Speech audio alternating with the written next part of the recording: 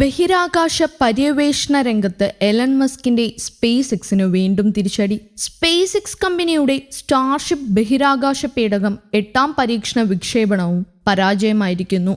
എക്കാലത്തെയും വലുതും ഭാരമേറിയതും ബഹിരാകാശത്തേക്ക് ഭാരം വഹിക്കുന്നതുമായ സ്റ്റാർഷിപ്പ് സൂപ്പർ ഹെവി പേടകമാണ് പൊട്ടിത്തെറിച്ചത്. ടെക്സസിൽ നിന്ന് വിക്ഷേപിച്ച് മിനിറ്റുകൾക്കുള്ളിലാണ് സ്റ്റാർഷിപ്പിന്റെ നിയന്ത്രണം നഷ്ടമാകുന്നതും തുടർന്ന് എഞ്ചിനുകൾ ഓഫ് ആകുകയുമായിരുന്നു. വിക്ഷേപണത്തിന് ശേഷം 3ാം തവണയാണ് സ്റ്റാർഷിപ്പ് മെഗാ റോക്കറ്റിന്റെ ഭീമാകാരൻ ബൂസ്റ്റർ ഭാഗം ഭൂമിയിലെ സ്പേസ് എക്സ് യന്ത്രക്കൈകൾ ഉപയോഗിച്ച് വിജയകരമായി പിടികൂടുന്നത്. എങ്കിലും മുകളിലെ ഷിപ്പ് ഭാഗം നിയന്ത്രണം നഷ്ടമായതിനെ തുടർന്ന് പൊട്ടിത്തെറിക്കുകയായിരുന്നു. എന്നാൽ ബൂസ്റ്ററിന് മുകളിലെ ഷിപ്പ് ഭാഗം വീണ്ടും പൊട്ടിത്തെറിച്ചത് സ്പേസ് എക്സിന് തിരിച്ചടിയായിരിക്കുകയാണ്. പരീക്ഷണം പരാജയപ്പെട്ടതിനു പിന്നിലെ കാരണം മനസ്സിലാക്കാൻ പരീക്ഷണ പറക്കലിൽ നിന്ന് ലഭിച്ച ഡേറ്റ അവലോകനം ചെയ്യുമെന്ന് സ്പേസ് എക്സ് വ്യക്തമാക്കി. സ്റ്റാർഷിപ്പിന്റെ 8ാം പരീക്ഷണ വിക്ഷേപണത്തിൽ ബൂസ്റ്ററിൽ നിന്ന് വേർപെട്ട ശേഷം ഷിപ്പുമായുള്ള ബന്ധം വിത്തേജിക്കപ്പെട്ടതായി സ്പേസ് എക്സ് സ്ഥിരീകരിച്ചു. സ്റ്റാർഷിപ്പിന്റെ കഴിഞ്ഞ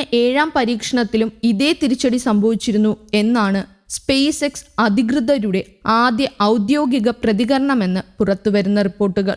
സ്റ്റാർഷിപ്പ് പൊട്ടിത്തെറിച്ചതിന് പിന്നാലെ തെക്കൻ ഫ്ലോറിഡയ്ക്കും ബഹമാസിനും സമീപമുള്ള ആകാശത്ത് തീജ്വാലകൾ പ്രത്യക്ഷപ്പെടുകയും അതിന്റെ വീഡിയോകൾ സോഷ്യൽ മീഡിയയിൽ വ്യാപകമായി പ്രചരിക്കുകയും ചെയ്തു. സ്റ്റാർഷിപ്പ് പൊട്ടിത്തെറിച്ചതിനെ തുടർന്ന് Miami, Fort Lauderdale, Palm Beach, Orlando വിമാനത്താവളങ്ങളുടെ പ്രവർത്തനങ്ങൾ തടസ്സപ്പെട്ടു. മനുഷ്യൻ ഇതുവരെ നിർമ്മിച്ച ഏറ്റവും വലിയ റോക്കറ്റാണ് സ്പേസ് എക്സിന്റെ സ്റ്റാർഷിപ്പ്. 121 മീറ്ററാണ് സ്റ്റാർഷിപ്പ് മെഗാ റോക്കറ്റിന്റെ ആകെ ഉയരം. താഴെയുള്ള സൂപ്പർ ഹെവി ബൂസ്റ്റർ, മുകളിലെ സ്റ്റാർഷിപ്പ് സ്പേസ് ക്രാഫ്റ്റ് എന്നീ 2 ഭാഗങ്ങളാണ് ഈ ബഹിരാകാശ വിക്ഷേപണത്തിന്റെ വാഹനത്തിനുള്ളത്. സൂപ്പർ ഹെവി ബൂസ്റ്ററിന് മാത്രം 71 മീറ്ററാണ് ഉയരം. സൂപ്പർ ഹെവി ബൂസ്റ്ററിന് കരുത്തു നൽകുന്നത് 33 റാപ്പർ എഞ്ചിനുകളാണ്.